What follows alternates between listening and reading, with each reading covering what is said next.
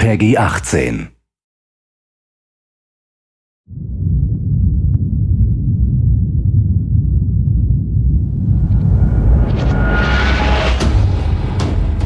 Hey everybody, Zachary Levi here. Over the last few months, we've brought you exclusive behind-the-scenes looks at the final hours of development of Tomb Raider. You've seen Camilla recording her last few lines, Rihanna musing her last few words, and Jason completing the last few notes of the score.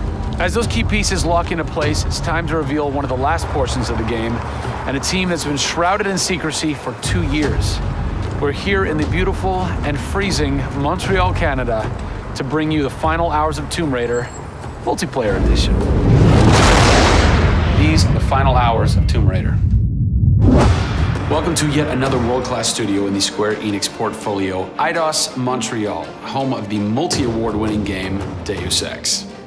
Locked away in one of the far corners of the studio is a team of experienced, passionate professionals who have been specially brought together to create the first ever multiplayer component to the Tomb Raider universe. Let's meet the team behind the vision, direction, and decisions, and hopefully get a chance to play a few rounds.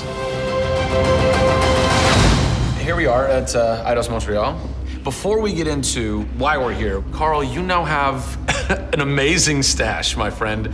What is the impetus behind this? As a studio, we've been participating in Movember. A good friend of mine, JJ Owens, works for Movember in LA. And we set up the gaming challenge, and we brought studios from all around the world together. And I think so far we've raised somewhere in the region of $140,000, $150,000. Well done. Been a big success, although my wife doesn't necessarily always approve. She hates it? Oh, my wife wakes up in the morning. She says that she hates it. She secretly loves it. What were some of the factors that led to a multiplayer facet to this new Tomb Raider? When we started developing sort of our vision for reimagining Tomb Raider, on paper, it was all about single player. And as we started to build that world out, we had the island, we had the Solari and the scavengers. We started to realize that we had this canvas. Great warring factions, great landscapes. Yeah, we had all these really awesome places where it was all about traversal and single player. When we started looking at that, we thought, wow, well, what about multiplayer?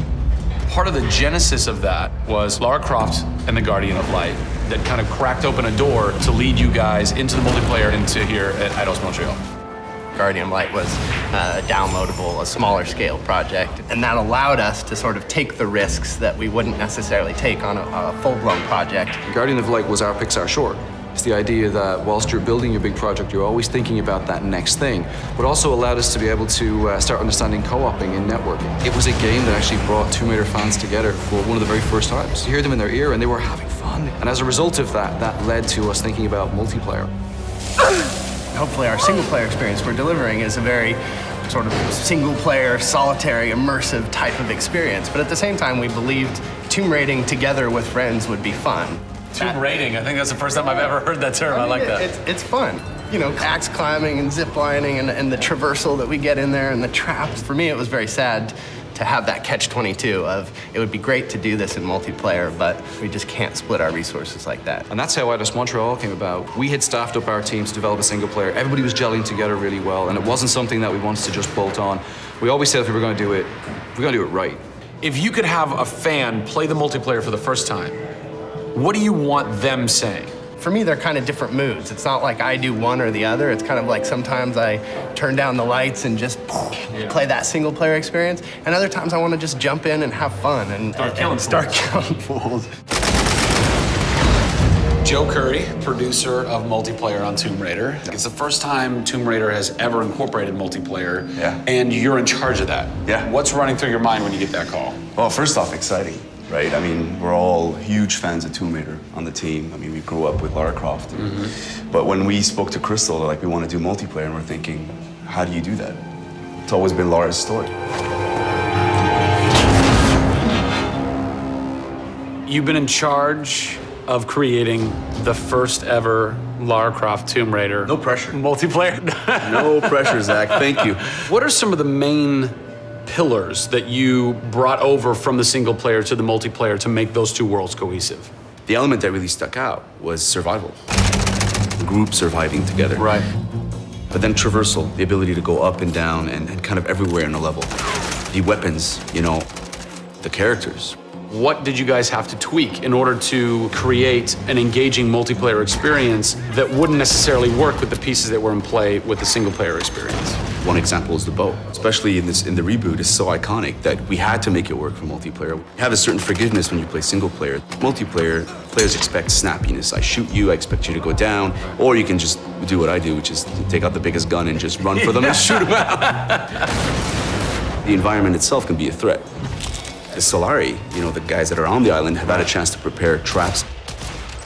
We've got things like an ammo box that looks like an ammo box, but it's really an explosive device. I need ammo, and it looks just like the regular ammo box, and then you're gonzo. We have a lightning rod. You'll get a lightning strike on the rod, and then you'll eliminate your enemy. First and foremost, we want to be humble.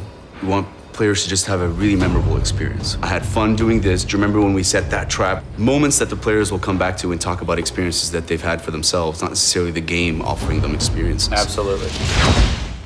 So, Joe, behind us we have the QA team, or the quality assurance team. They're a part of the development team. They can tell us what we need to fix and what's working and what's not. When do I get to game test? When do I get to get my hands on the game? Soon. We got a surprise for you first, Zach.